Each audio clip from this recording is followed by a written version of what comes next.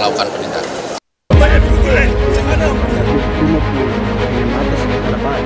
Oknum Brimob Polda Maluku yang menganiaya pelajar hingga tewas di Kota Tual, Maluku ditetapkan sebagai tersangka. Usai ditetapkan tersangka, Bribda MS dipindahkan ke Ambon dan ditahan di Bitpropam Polda Maluku untuk menjalani pemeriksaan intensif. Tersangka juga akan menjalani sidang kode etik dan profesi Polri. Status terlapor yang sebelumnya terlapor ini kita naikkan menjadi tersangka. Penetapan tersangka. Nah, karena kalau melihat gelap, kita yakinkan bahwa terlapor ini sudah masuk dalam unsur tersebut. Terpidananya jalan dan akan monitor serta perkembangannya akan disampaikan ke keluarga terkait kode etik. Sebelumnya Kapolri Jenderal Listio Sigit Prabowo menegaskan proses hukum terhadap oknum Brimob yang menjadi pelaku penganiayaan yang menewaskan seorang pelajar di Tual, Maluku akan diproses secara transparan. Juga diproses ya, sambil sedang dalam pendalaman penyelidikan dari proses yang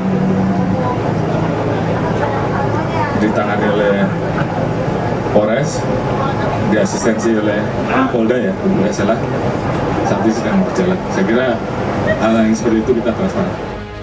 Sementara itu, Yayasan Lembaga Bantuan Hukum Indonesia mengecam keras tindakan kekerasan yang dilakukan oknum Brimob di Tual, Maluku. YLBHI meminta kasus ini diusut tuntas dan meminta reformasi Polri secara menyeluruh.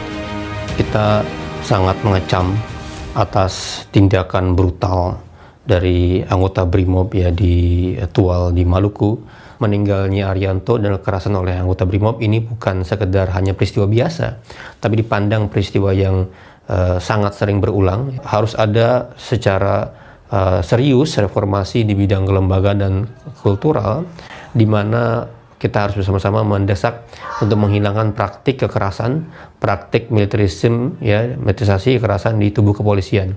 Harus dievaluasi total, mulai dari rekrutmen, dari pendidikan, dari bagaimana bersikap ya. Menurut sang ayah, korban dan kakaknya mengendari motor pada Kamis pagi dan melintas di Jalan RSUD Maren, Kota Tual. Sang ayah membantah kalau anaknya terlibat balap liar dan meminta pelaku dihukum seberat-beratnya. Dari rumah itu sekitar jam 6:30 itu saya larang, nggak boleh kemana-mana. Tapi keluar rumah mereka sudah jalan, saya larang. Tapi setahu saya itu mereka nih jalan aja, mereka berdua aja. Oke. Jalan ke rumah kemarin langsung balik. Oke, artinya dugaan balap liar menjadi alasan terduga pelaku ini melakukan penganiayaan itu tidak benar? Oh, itu tidak benar, tidak benar.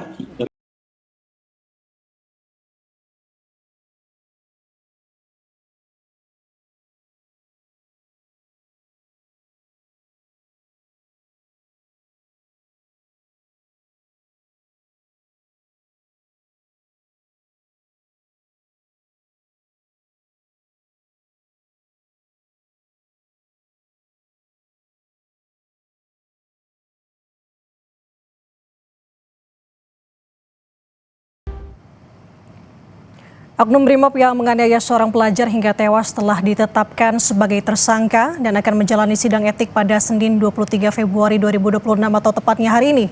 Kapolri Jenderal Listio Sigit Prabowo menegaskan proses hukum terhadap oknum Brimob ini akan berjalan transparan. Lantas dari kasus ini, saudara, bagaimana mencegah tindakan polisi agar tidak membahayakan warga sipil? Dan apakah kasus Brimob Tual ini menjadi katalis reformasi Polri yang saat ini tengah digodok? Kita akan bahas bersama dengan sejumlah narasumber, saudara, secara daring. Sudah bergabung bersama kami di Sapa Indonesia Pagi, ada Komisioner Kompolnas Yusuf Warsim, dan juga Direktur Imparsial Ardi Manto Adi Putra. Selamat pagi Pak Yusuf, Bang Ardi, Assalamualaikum. Waalaikumsalam, selamat pagi. Waalaikumsalam, pagi Pak Yusuf. Oke, saya mau ke Pak Yusuf lebih dulu. Pak Yusuf, Kapolri kemarin sudah memberikan atensi, sudah menjamin bahwa proses hukum dari kasus Tual ini akan dijalankan secara transparan. Nah, pertanyaannya bagaimana kita bisa menjamin bahwa kasus ini benar-benar transparan mungkin untuk bisa diproses? Ya, tentu itu yang kita dorong. Sejauh yang kami pantau bahwa proses penanganan kasus meninggalnya anak kita ini, proses hukumnya telah berjalan, maka kami sebagai pengawas fungsional eksternal Polri akan mengawasi secara sungguh-sungguh untuk memastikan transparansi dan akuntabilitas prosesnya hingga tuntas.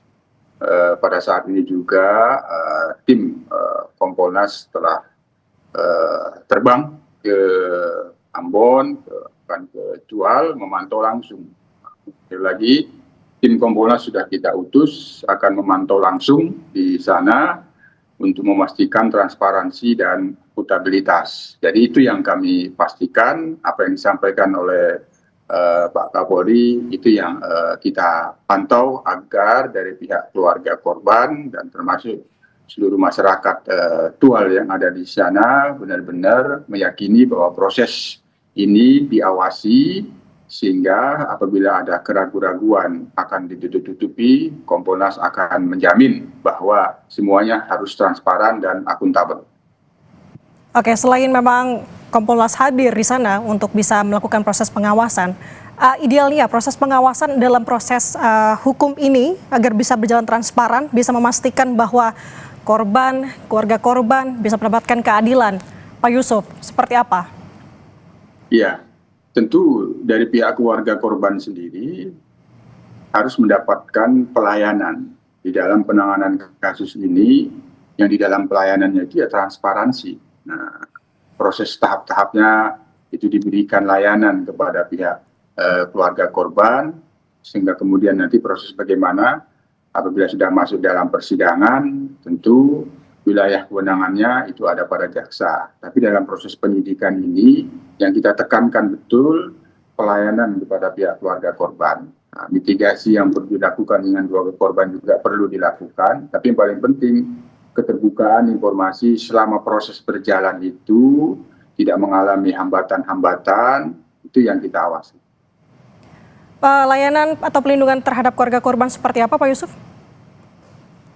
Informasi terkait dengan penanganan kasusnya itu yang harus terbuka kepada keluarga korban, sehingga mereka meyakini bahwa proses ini benar-benar akan selesai, transparan gitu. Jadi setiap proses tahapan-tahapan, termasuk nanti bagaimana proses di sidang Komisi Kode Etik, kan dari para saksi yang itu kami yakin juga pasti ada hubungan dengan keluarga juga. Jadi itu proses baik kode etik maupun proses pidananya tetap sama-sama diberikan pelayanan informasi yang terbuka kepada keluarga korban, di samping tentunya keadilan. Nah, sebagaimana yang telah disampaikan oleh Pak Kapolda, yaitu kan wujud keadilan untuk keluarga korban bahwa menggambarkan sanksi yang paling berat itu adalah PTDH. Oke. Saya mau bergeser ke Bang Ardi. Sebelum saya tanya ke Bang Ardi mengenai proses pengawasan dan penjabaran dari Pak Yusuf tadi, tapi dari sudut pandang Anda, Bang Ardi, melihat kasus kekerasan yang dilakukan oleh polisi belakangan ini, bagaimana Anda melihatnya?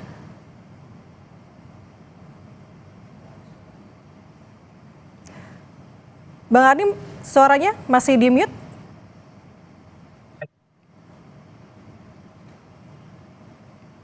Oke, silakan. Kan berbela-sungkawa yang mendalam kepada korban, dan kami melihat fenomena ini tidak hanya atau tidak bisa dipandang sebatas penyimpangan atau kekerasan yang dilakukan oleh individu anggota kepolisian saja, melainkan ini merupakan persoalan serius relasi antara polisi dan masyarakat. Nah, apa persoalan seriusnya? Dari kasus ini kita masih bisa mengetahui bahwa kepolisian masih dengan mudah atau cenderung dengan gampang itu melakukan kekerasan kepada masyarakat. Nah, ini persoalannya yang menjadi perlu digarisbawahi hingga hari ini gitu. Nah, kepolisian ini dalam melakukan kekerasan ataupun pelanggaran kepada masyarakat begitu ya, itu juga tidak disertai dengan sanksi ataupun hukuman yang berat, sehingga peristiwa-peristiwa semacam yang terjadi terhadap Arianto ini di Tual ini itu terus berulang dari tahun ke tahun. Tahun sebelumnya kita bisa melihat tragedi pada bulan Agustus. Pada sebelumnya kita juga mengenal tragedi Kanjuruhan. Itu adalah perilaku kekerasan kepolisian terhadap publik yang masih ditolerir secara institusi, secara internal oleh institusi kepolisian. Dan sanksi terhadap mereka yang melakukan kekerasan tersebut itu cenderung ringan dan juga tidak akuntabel, begitu ya, minim akuntabel. Nah, ini yang perlu dibenahi, saya kira, oleh institusi kepolisian. Bagaimana mengakhiri, ya, jangan sampai terjadi lagi ada Arianto berikutnya ke depannya di kemudian hari, dan praktik atau budaya kekerasan di kepolisian ini dapat diakhiri semaksimal mungkin, begitu. Oke, Bang Ardi, berarti dalam kasus ini tersangka itu dijatuhi PTDH dan saat ini diproses hukum. Apakah dari hukuman atau sanksi ini Anda sudah menilai ini merupakan sanksi berat sehingga memberikan efek jera? Pelaku mungkin iya, tetapi perlu diingat dari peristiwa aktual itu kesalahan tidak cukup hanya dibebankan kepada pelaku yang melakukan kekerasan terhadap anak ini, tetapi juga ya kepada atasannya. Kenapa juga dalam pengamanan aksi balap liar itu kepolisian perlu bahkan menurunkan satuan BRIMOB. Nah, ini yang sebetulnya penggunaan kekuatan yang kami nilai itu sama sekali tidak dibutuhkan, begitu, atau dilakukan secara berlebihan oleh kepolisian. Ya, dalam penanganan balap liar itu cukup misalnya satuan Sabara ataupun Binmas, begitu ya, yang disertai dengan Polantas, begitu ya, itu mungkin cukup, dan juga tidak perlu mengerahkan kekuatan yang kita kenal ya, merupakan satuan keanggotaan atau unit di kepolisian yang memiliki kemampuan yang cukup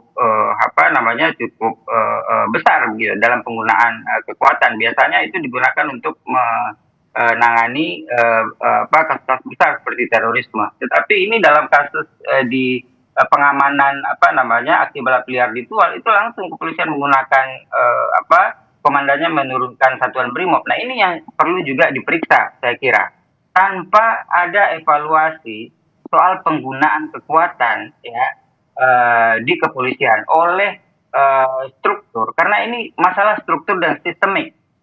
Jadi ini saya katakan bukan masalah individunya saja. Ya, individu di kepolisian masih memang cenderung melakukan kekerasan, memiliki karakter militeristik, begitu ya. Itu yang harus dibenahi, itu betul. Tetapi juga persoalan sistemiknya juga perlu dibenahi atau diatasi. Saya kira penting juga bagi kepolisian itu untuk memanggil atau mengevaluasi komandan yang mengerahkan satuan BRIMOB ke lapangan pada saat penanganan aksi balap liar tersebut, dugaan aksi balap liar tersebut. Gitu. Oke, saya mau bertanya ke Pak Yusuf. Tadi kan Bang Ardi sudah menyinggung bahwa sepertinya ada kekuatan berlebih di sini. Nah, ini menyangkut soal kronologi pada saat kejadian, Pak Yusuf. Pada saat itu tersangka ini sedang berpatroli, artinya bersama dengan regu. Sebenarnya bagaimana SOP untuk bisa mengatur sebuah tindakan? Apalagi kan yang ditangani ini adalah balap liar. Apakah memang ini terlalu berlebihan dalam kekuatan yang berlebih untuk melakukan tindakan dari salah seorang polisi begitu? Iya, jadi sementara kita menduga, karena bagaimana kronologi itu kan bagian dari fakta-fakta peristiwa yang perlu dijadikan bukti-bukti di dalam proses hukum dan proses kode etiknya. Ya, kita menduga saja ada patroli. Nah, karena memang patroli itu ini persoalan kelembagaan. Pertama, ini persoalan kelembagaan yang perlu kami akan lihat berdasarkan fakta-fakta di lapangan sesungguhnya bagaimana, itu kami akan lihat sehingga nanti akan melahirkan saran dan masukan. Pertama, soal kelembagaan, memang terkadang keterbatasan personil sehingga ketika dilakukan patroli kegiatan rutin yang ditingkatkan menggunakan personil BRIMOB. Nah, memang seharusnya sesuai dengan SOP Brimob itu sifatnya perbantuan. Nah, yang paling utama di dalam pelaksanaan patroli KRYD itu ya Sabara, Binmas, Sabara yang paling utama. Jadi ketika ini Brimob digunakan untuk patroli KRYD, diduga ada keterbatasan personil, sehingga ini menjadi fakta-fakta yang kita harus pastikan betul di dalam proses hukum ini, sehingga akan melahirkan saran dan masukan. Yang kedua, belum tentu juga persoalan ini kaitannya dengan hierarki. Itu persoalan hierarki, ada tanggung jawab atasan, tapi ini sebenarnya persoalan yang sifatnya sistemik, masalah kultur anggota, kultur oknum yang masih kultur kekerasan. Itu budaya belum bisa budaya mengayomi dan melayani. Ketika melihat anak, kultur yang dibangun itu ya kultur mengayomi. Namanya berhadapan dengan anak itu ya kulturnya kultur mengayomi. Nah, bukan dipandang sebagai problem. Pak Yusuf, sebagai musuh, misalnya sebagai musuh lagi itu yang harus dijauhkan itu. Ya, kultur mengayomi itu ketika berhadapan dengan anak itu harus kuat. Jadi di sini ada persoalan pembinaan dan pendidikan yang perlu terus dilakukan pembenahan, memastikan bagaimana membina dan mendidik personil dengan kultur mengayomi dan melayani. Ketika itu kuat, dalam situasi apapun, saya yakin bahwa ketika berhadapan seperti dengan anak, maka sense, habitus yang muncul bagaimana mengayomi seorang anak. Itu yang perlu dibenahi pada aspek pembinaan dan pendidikan. Apabila materi-materi di pendidikan ini belum ada membangun kultur mengayomi, maka ini yang harus dibenahi.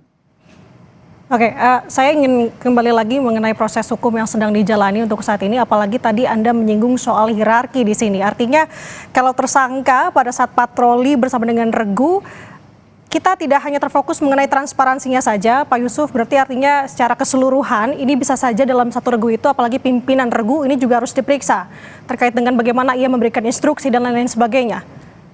Iya, kalau saya memang dalam beberapa kesempatan berpikirnya, karena Polri ini kan organisasi yang kita bangun sistem kepolisian terpusat, hierarkinya kuat, hierarki perintah atasannya itu kuat, namanya terpusat. Ya. Maka ketika ada setiap peristiwa, atasan itu tetap harus dimintain pertanggungjawaban. Apakah itu pertanggungjawaban administratif, tentu yang paling dekat pertanggungjawaban profesi, kode etik.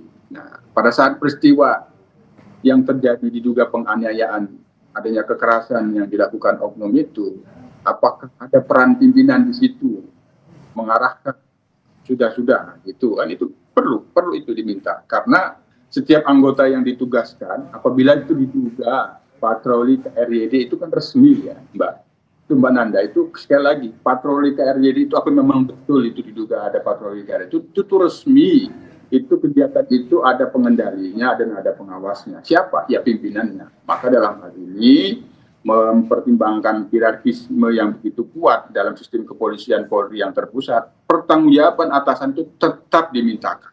Itu. Kalau kita berbicara mengenai proses hukumnya saat ini yang sedang berjalan, Pak Yusuf, dengan PTDH, dengan pidana yang berjalan, apakah ini sudah bisa memberikan sanksi yang berat agar kasus ini tidak kembali terulang, khususnya untuk masyarakat sipil yang menjadi korban? Ya tentu kan namanya keadilan kalau keadilan prosedural itu yang paling maksimal kan.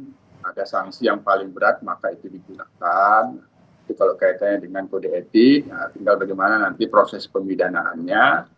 Kalau sudah selesai karena masih ada proses sidang, tentu ada kewenangan penuntutan, ada kewenangan hakim memvonis. Nah, tapi yang paling penting tadi keadilan substantifnya itu. Nah, kita mendorong agar Pak Kapolda, Kapolres aktual ya ada mitigasi kepada keluarga korban agar masalah ini tidak menjadi trauma, tidak menjadi trauma, bahwa kita perlu polisi, tapi perlu polisi yang mengayomi dan melindungi. Dengan peristiwa ini jangan sampai ada trauma membenci polisi. Jadi kita tetap perlu polisi yang mengayomi dan melindungi. Itulah yang dinamakan memberikan dan memastikan keadilan substantif. Upaya-upaya mitigasi kepada keluarga korban itu perlu dilakukan, di samping keadilan itu diberikan secara prosedural, ya, melalui pemberian sanksi yang seberat-beratnya. Oke, saya mau ke Bang Ardi. Bang Ardi, kalau untuk proses pengawasan terhadap proses hukum yang saat ini sedang berjalan, menurut sudut pandang Anda, bagaimana bisa idealnya agar semua ini dapat berjalan dengan transparan dan tentunya dapat memberikan keadilan untuk korban dan juga keluarga korban? Selain secara internal ya, itu juga sudah dilakukan dan menurut informasi hari ini itu akan ada sidang etik. Yang penting untuk dilakukan juga adalah transparansi terhadap proses pidananya. Nah, apakah ini perlu proses pidana ini juga perlu dilakukan secara transparan, akuntabel dan transparan. Apakah peristiwa tersebut seperti yang dikatakan Pak Yusuf tadi itu ada perintah, ada pengawasan, dan bagaimana instruksi yang dilakukan oleh komandan atau pemimpin operasi ya pada saat itu harus dibuka secara transparan, akuntabel begitu ya, agar semua pihak yang seharusnya itu bertanggung jawab dalam peristiwa ini itu